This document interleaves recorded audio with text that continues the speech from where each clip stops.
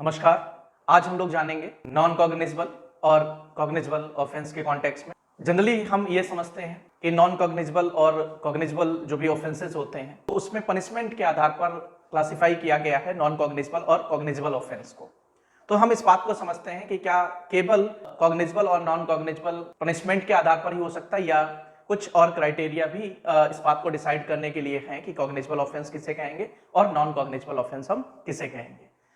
तो देखिए, सबसे पहले हम बात करते हैं कि जब हम इंडियन पिनल कोड के कॉन्टेक्स्ट में बात करेंगे तो इंडियन पिनल कोड के कॉन्टेक्स्ट में जब हम बात करेंगे तो इंडियन पिनल कोड के कॉन्टेक्स्ट में नॉन कॉग्निजेबल और कॉग्निजेबल ऑफेंस को क्लासिफाई करने के लिए पनिशमेंट का कोई क्राइटेरिया नहीं है।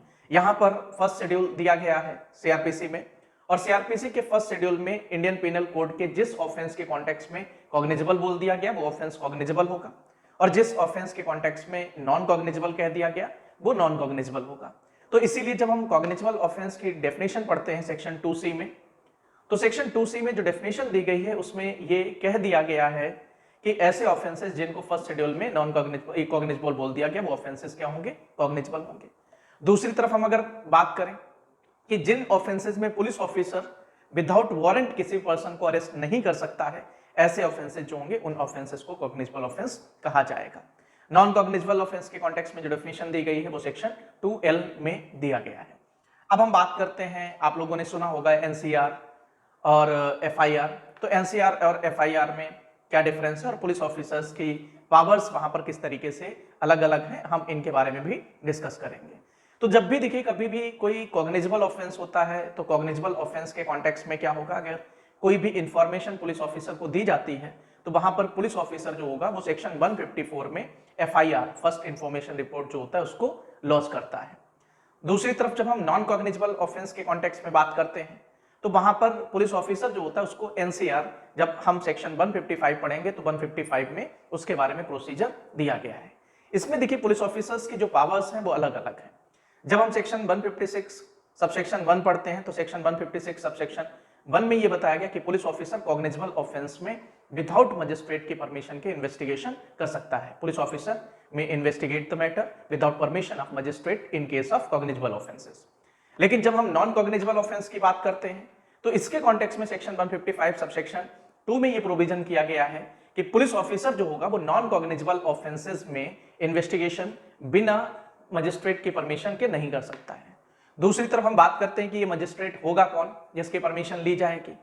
तो इसके कॉन्टेक्स्ट में जब हम 155 सबसेक्शन 2 पढ़ते हैं तो वहीं पर ये प्रोविजन कर रखा गया है कि ऐसा मजिस्ट्रेट या तो उस ऑफेंस का ट्रायल करने के लिए ऑथराइज होना चाहिए या उस मामले को कमिट करने के लिए ऑथराइज होना चाहिए। उसी मजिस्ट्रेट के द्वारा क्या किया जाएगा कि पुलिस ऑफिसर को इन्वेस्टिगेशन करने का ऑर्डर दिया जाएगा, और जैसे ही पुलिस ऑफिसर को इन्वेस्टिगेशन करने का ऑर्डर मिल गया या परमिशन दे दी जाती है मजिस्ट्रेट के द्वारा, तो पुलिस ऑफिसर उन सभी पावर्स का इस्तेमाल कर सकता है जो उसे कॉग्निजेबल ऑफेंस में इन्वेस्टिगेशन के कॉन्टेक्स्ट में दी गई हैं। तो मतलब कॉग्निजेबल ऑफेंस के कॉन्टेक्स्ट में जिस तरीके से वो इन्वेस्टिगेशन कर सकता है उसी तरीके से वो नॉन कॉग्निजेबल ऑफेंस जो होगा नॉन कॉग्निजेबल ऑफेंस में भी इन्वेस्टिगेशन कर सकता है। इसके बारे में express provision criminal procedure code के सेक्शन 155 सबसेक्शन 3 में दिया गया है। लेकिन पुलिस ऑफिसर को भले ही परमिशन दे दी गई है नॉन कॉग्निजेबल ऑफेंस में इन्वेस्टिगेशन करने की, लेकिन पुलिस ऑफिसर जो होगा परमिशन होने के बावजूद भी किसी पर्सन को विदाउट वारंट अरेस्ट नहीं कर सकता है। इसके अलावा में जो भी पावर्स होंगी वो पुलिस ऑफिसर कॉग्निजेबल ऑफेंस के संबंध में जो पावर्स होती हैं उसी तरीके की पावर्स का नॉन कॉग्निजेबल ऑफेंस के कॉन्टेक्स्ट में भी इस्तेमाल कर सकता है।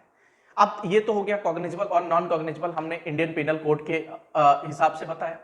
लेकिन हम जब बात करते हैं अदर लॉ, तो अदर लॉ में नॉन कॉग्निजेबल और कॉग्निजेबल को जो डिसाइड करने का जो तरीका बताया गया है वो वहां पर पनिशमेंट क्राइटेरिया है। उसमें हम अदर लॉ की बात करते हैं, जैसे प्रिवेंशन ऑफ करप्शन एक्ट की बात करें तो ये भी एक लॉ है, या अगर हम डोमेस्टिक वायलेंस एक्ट की बात करें तो ये भी एक अदर लॉ है।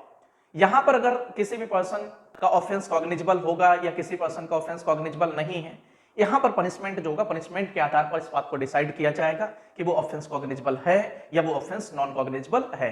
तो यहां पर अगर हम अदर लॉ के कॉन्टेक्स्ट में बात करते हैं तो अदर लॉ के कॉन्टेक्स्ट में ये कह दिया गया है कि अगर कोई भी ऑफेंस जिसमें पनिशमेंट 3 साल से ज्यादा का होगा, ऑफेंस का पनिशमेंट 3 साल से ज्यादा का होगा, ऐसे ऑफेंस को कॉग्निजेबल ऑफेंस कहा जाएगा। और जिन ऑफेंस में पनिशमेंट 3 साल से कम है उस ऑफेंस को नॉन कॉग्निजेबल कहा जाएगा।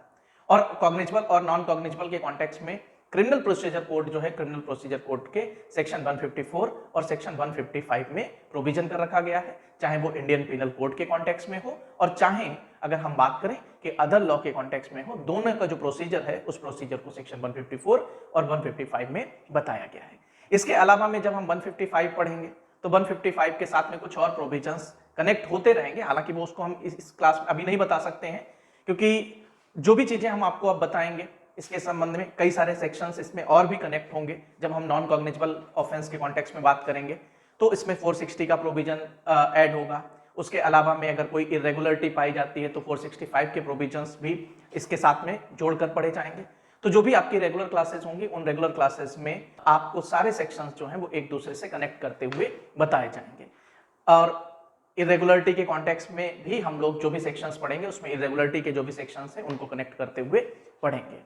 तो आप लोग अगर हमारा रेगुलर बैच ज्वाइन करना चाहते हैं, आज हम इतने रखते हैं, तो सारी चीजें अगर डिटेल में पढ़ना चाहते हैं तो वैद ICS का जो एप्लीकेशन है उस एप्लीकेशन को आप गूगल प्ले स्टोर से डाउनलोड करके उस पर जो भी रेगुलर क्लासेस हैं उन रेगुलर क्लासेस को आप लोग देख सकते हैं। Thank you.